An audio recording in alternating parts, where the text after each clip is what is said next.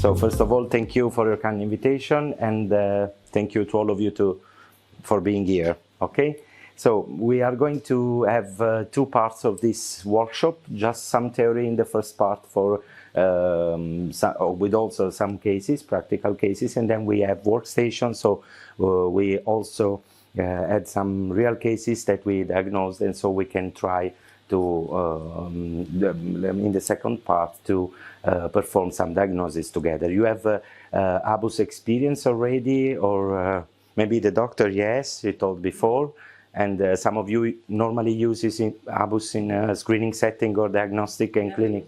Never use it, but okay. So we have from 2 years this kind of new technology, and we have a breast care unit, and we are using this new device not only for screening setting in dense breast, but also in an oncological setting, because we noticed that we can have important applications also in an oncology center. And so we will see the possibility that we have. Normally, if we think about the normal ultrasound, so hand-handled ultrasound, we know that we use ultrasound for detecting breast lesions. Also, we can characterize breast lesions before biopsy. Then we can have ultrasound as a complementary tool to digital mammography or digital breast tomosynthesis to confirm finding, and of course to guide biopsy under ultrasound in case of suspicious lesions on mammography or DBT, cancers in dense breast, because we know that when we have high density, also in case of using digital breast tomosynthesis, the sensitivity is lower than in cases, for example, or A or B categories of breast. And then for the axilla, for studying the axilla. Of course, we have main limitations for hand-handled ultrasound, represented by the operator dependency, of all of us know, of course, low standardization, and also considerable physician time for acquisition, because we, especially for the two breasts and the axilla, we need time to perform a very accurate and reliable normal hand-handled ultrasound. So the introduction of the automated breast ultrasound is important because this kind of tool was developed for a screening setting at the beginning. Okay, so to join the normal mammography to an automated ultrasound performed by the technician, and then we have a workstation with three-dimensional view of both breasts in order to perform diagnosis in case of dense breast. We use high-frequency transducers. We can have three-dimensional representation of the breast tissue. So also the possibility of, we will see later, possibility of reformatic images in 3 planes. So we use not only the axial plane, but especially the coronal plane. For us is very important. It's a new ultrasound imaging because it is the same of the surgical view. So for us it's very important. And then also the sagittal view. So all of 3 planes. Our device uses a supine type scanner because the patient is in a supine position. And then we have 3 different acquisition for each breast. So this is the linear transducer, and we have the transducer sliding over a membrane in contact with the breast, a specific lotion, of course, to avoid air bubble or artifacts at contact surface, and the patient in the supine position with arms above the head. This is for the right side, and the same for the other side. These are the 3 main projection, the 3 main ultrasound scans that we perform. As acquisition time, we have 1 minute, almost 1 minute for each scan, okay? And then the average total examination time is of 10 minutes. And after this kind of acquisition for each breast, we perform at workstation our diagnosis. We notice that the mean interpretation time is about 9 minutes for each examination, okay? So for us, it's very fast, especially if when you, after a bit of experience, we get more experience. For example, we will see later, we work a lot on a coronal view, and at the beginning it could be different, but then if you get experience, it's very easy and also fast to have the possibility of detecting lesions and also to characterize this kind of lesions. These are the 3 main acquisitions that we will perform. The first one is the anteroposterior. Then we perform the lateral view, and then from the external to the median part, and the internal view, rotating the probe on the other side, so from the inner part to the subarachnoid region. Okay, if we have large breasts, or for example, we need to perform additional scan, we can perform, for example, anterior, superior, or inferior, okay, if we are in case of large breast. We need to understand that the acquisition is very important, because it can also, based on some artifacts that we can have during the acquisition time, we can have some artifacts. So it is important to avoid this kind of artifacts. So we need to know which kind of artifacts we can have. For example, contact artifacts. So it is important that during the automated scanning, there is a perfect contact with the skin of each breast. Then we can have these kind of lines that are represented by the probe motion, so we need to avoid this kind of artifacts during the acquisition, and also the subarachnoid region, because this is important. We have this kind of yellow point for each acquisition, indicating the nipple, and so it is important for us to have a good compression in this area, also for studying the subarachnoid region. That could be very difficult in case of not perfect examination or acquisition time.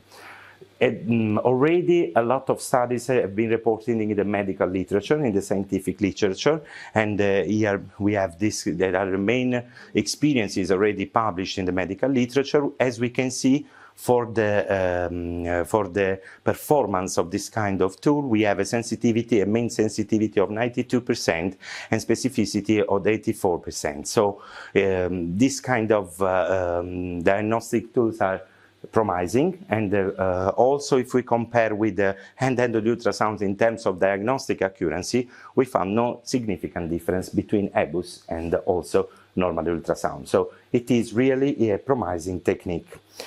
We need to consider that we can have some false positive or also false negative cases. For false positive artifacts, we already saw the three main categories of artifacts that we can have: pseudo lesions, and of course we need a learning curve. This kind of learning curve, especially at the beginning from the operators, is important because it could be longer than the normal ultrasound that we perform. And also in case of false negative, they could depend from the peripheral location of some small lesions. So we need to be careful to the peripheral part of the breast glands, especially in case of large breast.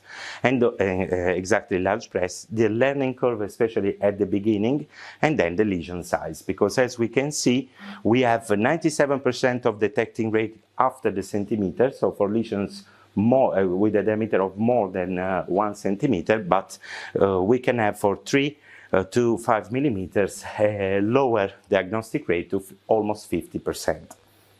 And this is important. Yes, thank you. What was your learning curve? Sorry to ask, because how long time did it take you to... We noticed...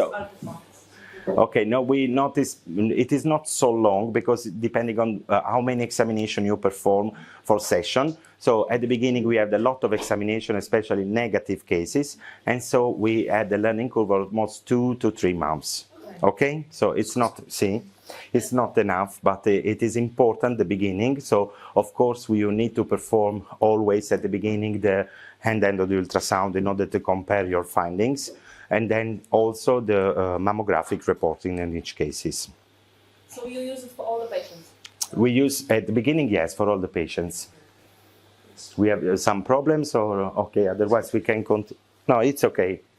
And so I think 2 to 3 months was our experience. Okay.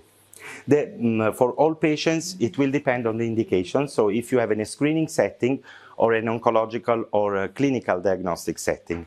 So for the screening setting was the first idea of this kind of ultrasound tool, because normally during the screening program you only perform mammograms, and so in case of dense breast, or also in all cases, you can perform also this ultrasound scan, and so you can have a report when you read also the mammogram. So it could assist you, for example, if you found an opacity, then you can define if it is a fluid, so for example cyst or fibroadenoma or other kind of lesions. So it is important because maybe you can reduce the recall from the screening. Our main use was in a diagnostic setting, because we perform, we are in an oncology unit, and so we are going to use this kind of ultrasound tool for a diagnostic setting. Of course, for the screening setting, especially in the dense breast, it is very indicated because there is an additional diagnosis of breast cancer. It has been calculated almost 2 cancers for 100 women screened, and it is not a great number because if you listen to our epidemiologists, it is not a significant value, because if you miss only 2 on 1,000, it is not so important. But of course, for us, it's important because in case of dense breast, or for example, C or D breast gland structure, it is important because you can diagnose 2 more cancers each 100 people. So it is, for us, is important. We have an increased total record rate, an increased number, of course, of false positive, depending again on the learning curve at the beginning.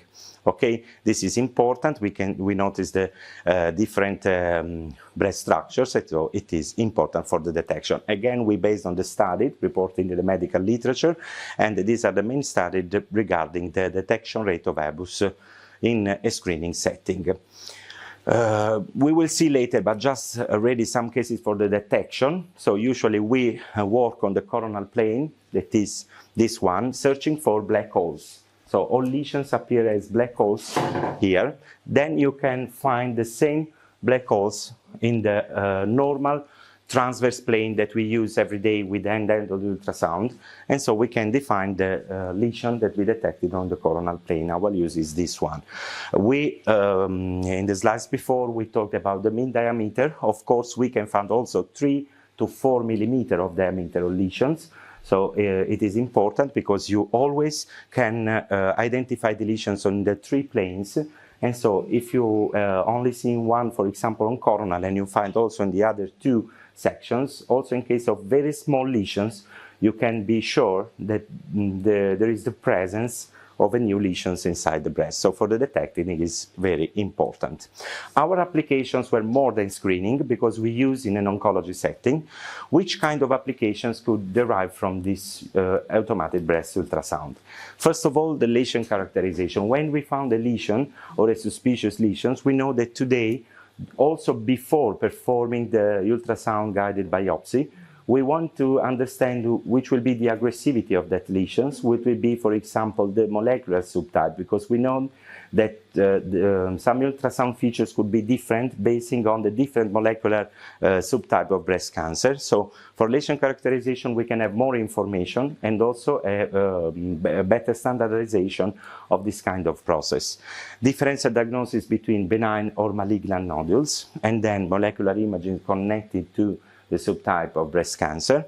The staging, that is very important. We know also in case of lobular cancers, for example, we perform MRI before, for example, the surgical treatment. So in these cases, we are going to compare the diagnostic accuracy of MRI to the diagnostic accuracy of automated breast ultrasound, searching for more lesions or satellite lesions, okay? And we noticed that we have very good values also reported from the ABUS.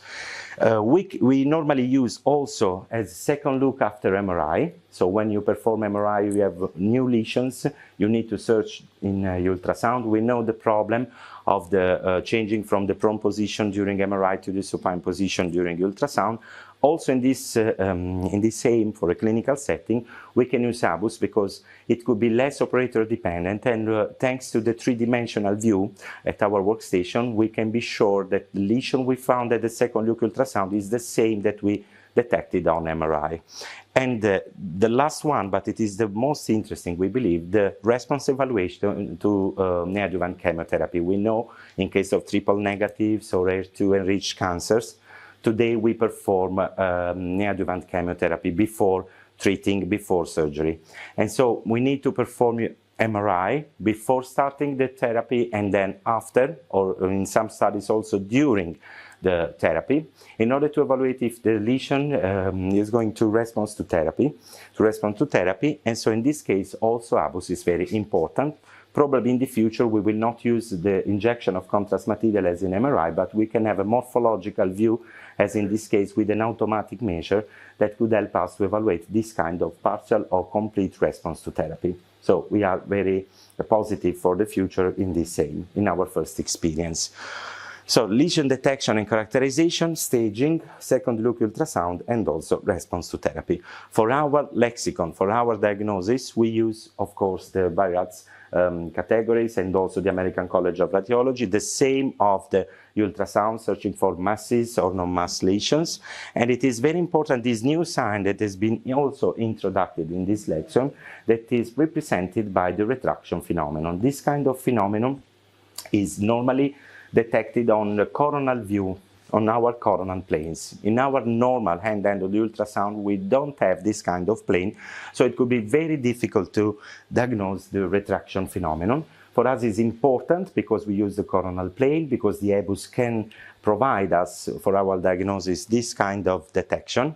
And it is important because this is highly suggestive for malignancy, and at the same time for breast cancers with a favorable prognosis. So for luminal cancers, we usually don't find the retraction phenomenon in triple negative or A2 enriched cancer, but in luminal A or B cancers. So it is suggestive for malignancy, but at the same time, it has a better prognosis as compared to the other signs. So for us, it's important not only for the detection, but also for the characterization.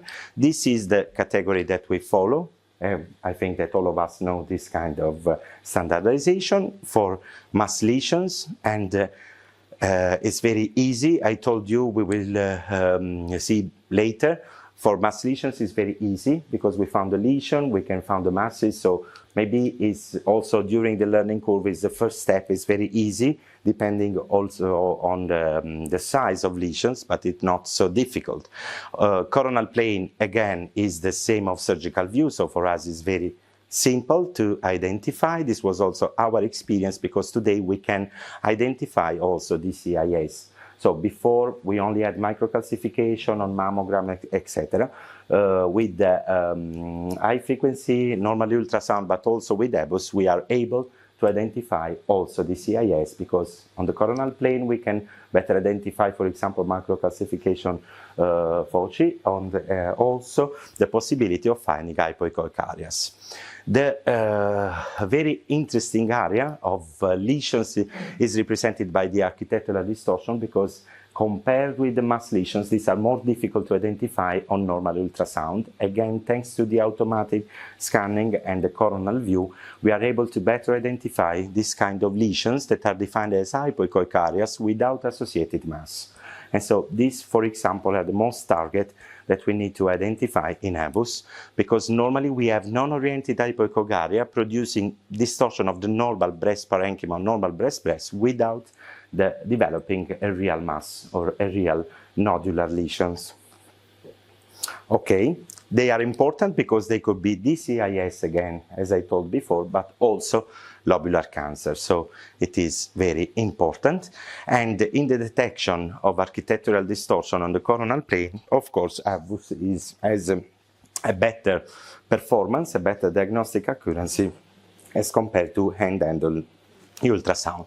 These are all examples, as you can see, of retraction phenomenon. Of course, we need biopsy in all cases, because there could be also, for example, B3 lesions, for example, radial scars, or for example, sclerosing adenosis. So we are not telling not to perform biopsy, because biopsy is mandatory in all cases. But when we find this kind of lesion on tomosynthesis, sometimes in normal ultrasound could be difficult to identify, but with ABUS we are going to exactly detect the lesions, and then we can later also found in normal ultrasound, because we know exactly the, for example, quadrant of the breast where they are located as lesions. Yes? So when you find out the lesion on the ABUS and you see the patient with biopsy, do you call back later, or you take it to another room and do the biopsy straight away? Or do you do the biopsy under the... No, we don't perform the biopsy under the ABUS, okay, because you need to compress the gland during ABUS, and so the ABUS is only 1 minute for each scan. But with the three-dimensional view, the use of cursors, and also the three planes, we, of course, we know where it is located, and so we have a second look with normal ultrasound. We notice the lesion, and then we perform biopsy. So this is our setting, and it's very, very easy to perform.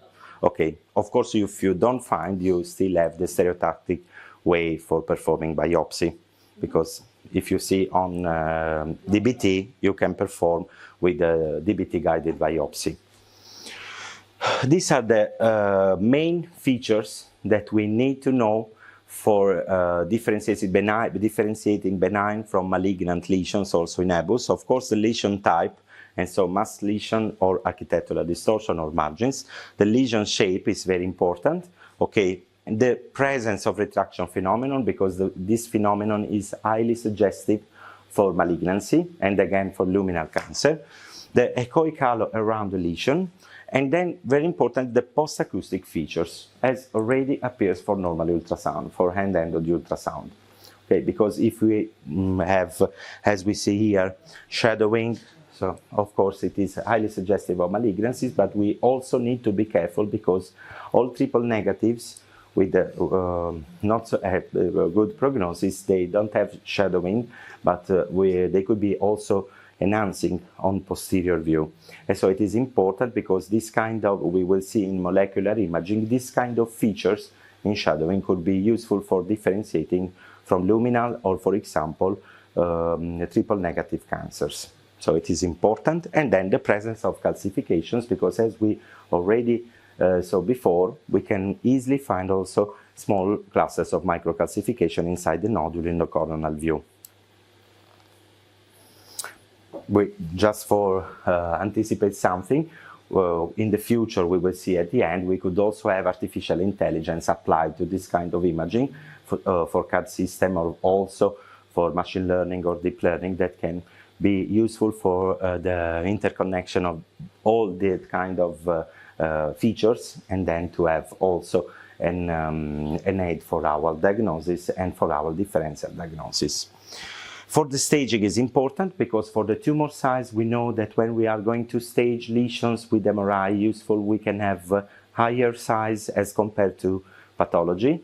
For ultrasound, it could be difficult because sometimes the lesions has a vertical development, and so it could be very difficult to have the two dimension. So in case of automated breast ultrasound, we notice good concordance with the pathological results in terms of tumor size.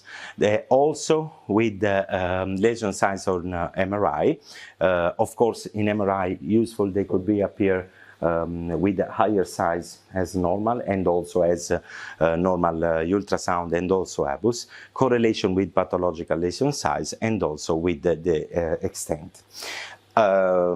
These are some examples in multifocal disease or multicentric disease. Of course, we start in all time with the coronal view, and then we search for the black holes, and also with other lesions. And it is important because we have a good diagnostic performance also for satellite lesions of less than 1 centimeter, because we can find also 4 to 5 millimeters of size for additional lesions. The T size is important because we have standardization, so less operator dependent as compared with normal ultrasound for measuring the lesion. Then we can find multifocal or multicentric disease that is important for the future surgical planning of the patient, okay, so for conservative or for mastectomy.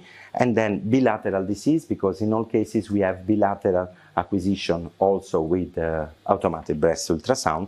And it is important because if we know that we have DCIS also after biopsy, this kind of tool could help us to find some features that we saw before for searching invasive cancer. Or on the contrary, if we already know that we have an invasive cancer, it could help to us to evaluate the extent, for example, or the presence of in situ component, so DCIS evaluation. So for both the type of cancer, also in oncological settings. This is already, I don't know if we have later, but we also have some cases for detecting. This was a case of course, dense breast.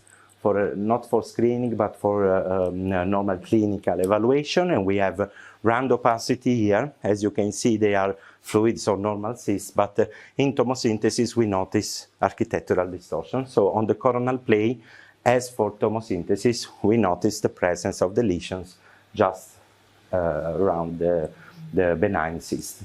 Okay.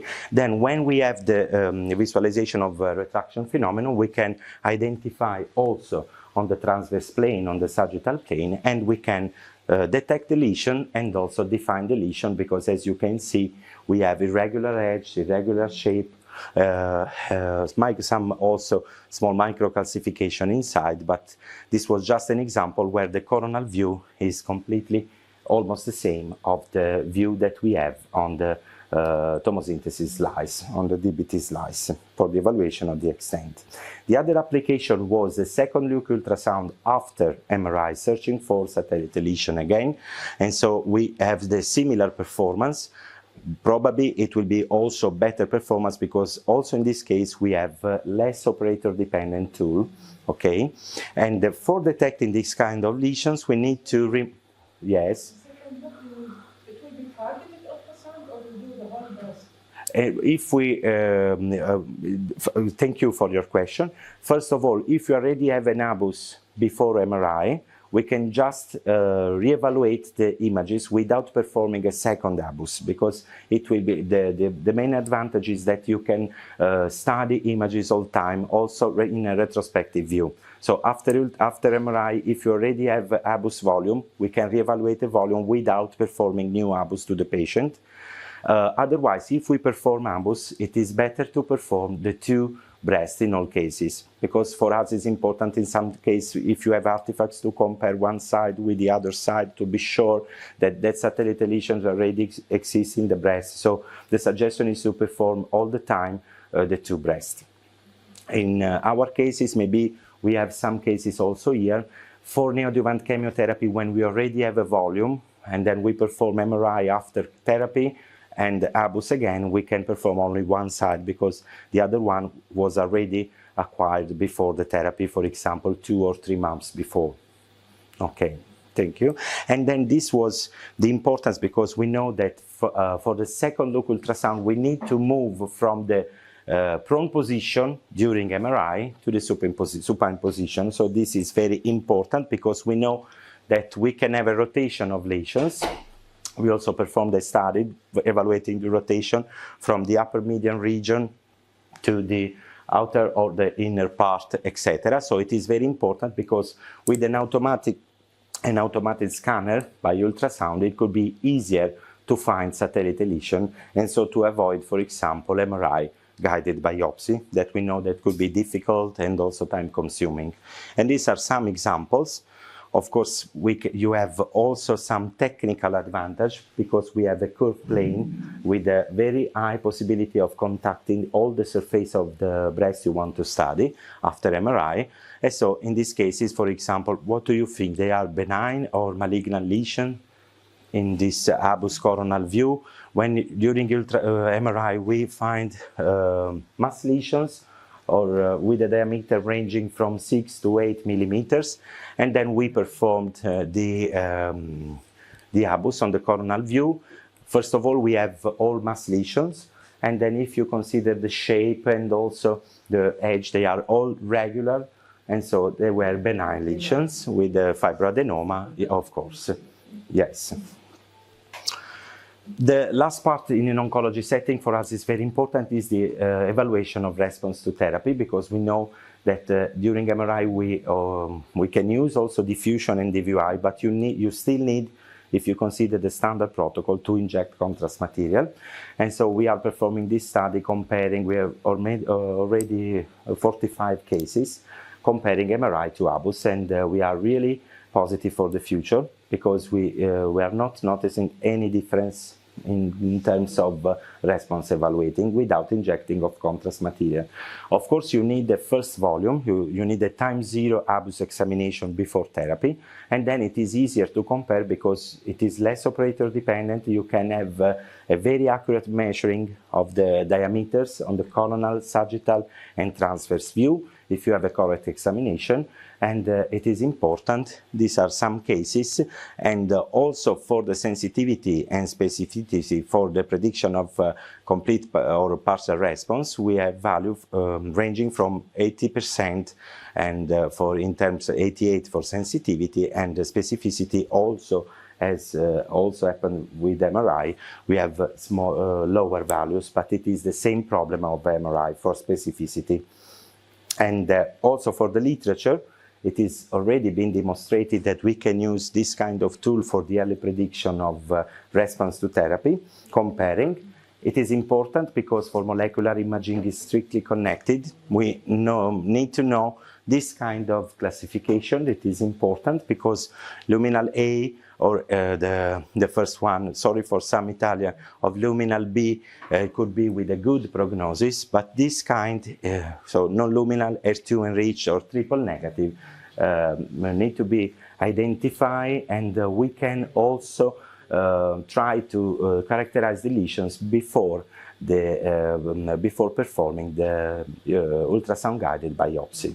Yes. For example, the HER2 enriched are characterized by very similar to triple negative, but they contain microcalcification, while triple negative have round or regular edge with enhancing posterior, so not shadowing but enhancing, without microcalcification, and normal they have larger size as compared with HER2. So all these features are very easy to detect with also ABUS. This is an example of a lesion. What do you think? Of course, it is not a dense breast, but we use the same ABUS ultrasound. It was before the beginning of therapy. Which kind of histotype you think it could be?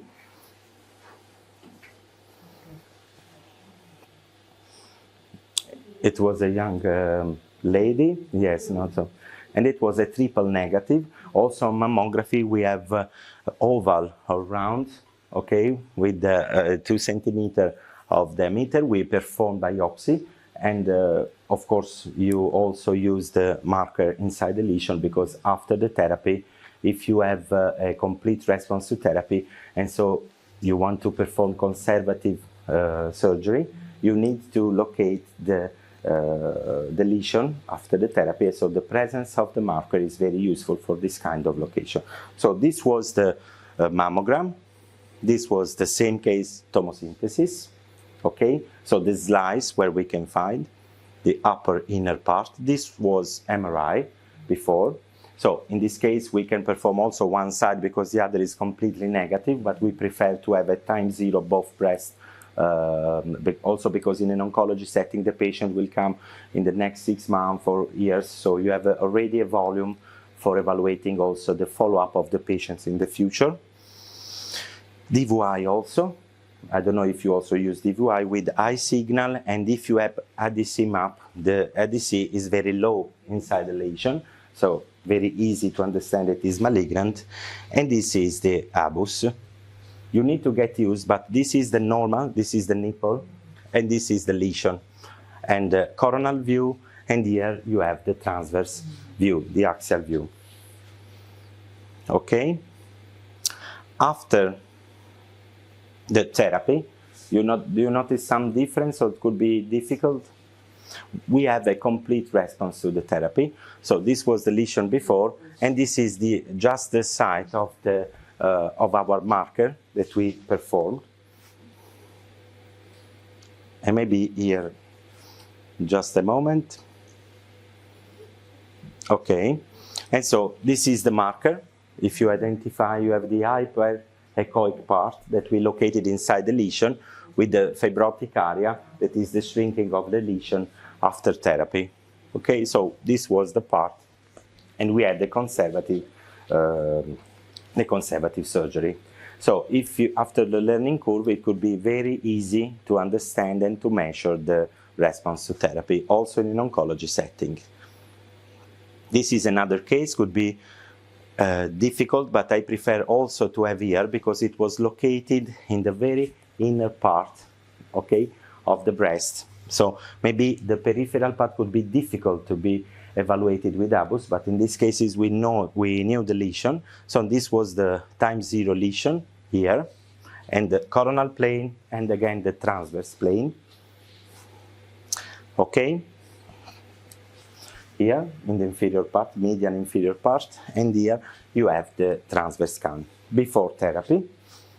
This was MRI. Of course, we follow the standard protocol, so we perform ABUS, but we still perform MRI in all cases because you can miss something. So this still, it is not like the previous case. We still have disease confirmed on MRI and also on ABUS inside.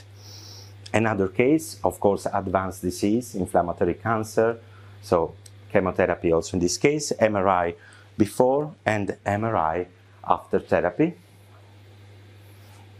And this is, we also had benign lesions, okay, in fibroadenoma, because also in this case we have a young lady. This was the lesion before with a very important retraction phenomenon. This was the partial response to therapy.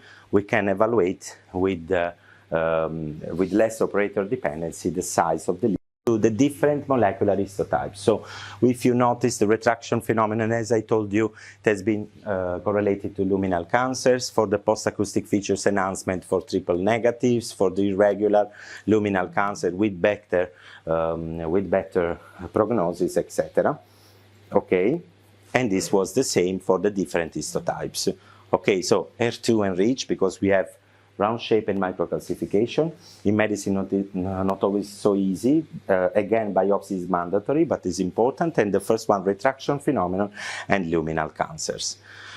If Jamie agrees, of course, we need to talk also about some cons. So also axilla or inflammatory fold or supraclavicular space. Conservative surgery, we can have, for example, fibrosis. So in an oncology setting, in the follow-up of patient, we can have some problems for evaluating the scars, but it is the same problem that we have in normal ultrasound sometimes. Of course, lack of color Doppler ultrasonography, and we need to prepare our technicians to perform ABUS because the examination need to be perfect to have a very good diagnosis, reducing the artifacts that we saw at the beginning. And of course, imaging interpretation training more than the other. The future will be to join the ABUS features to the artificial intelligence. Deep learning, no more with machine learning, so we have the possibility of using neural networks, and so maybe also this volume deriving from ABUS could be used with artificial intelligence and deep learning for tumor classification or for tumor detection or for differential diagnosis. And these are some examples reported by using convolutional neural network, where we, in this case, is the medical doctor is completely sometimes passive because all the software and the neural network is going to perform a response. Thank you. Maybe we are a bit late.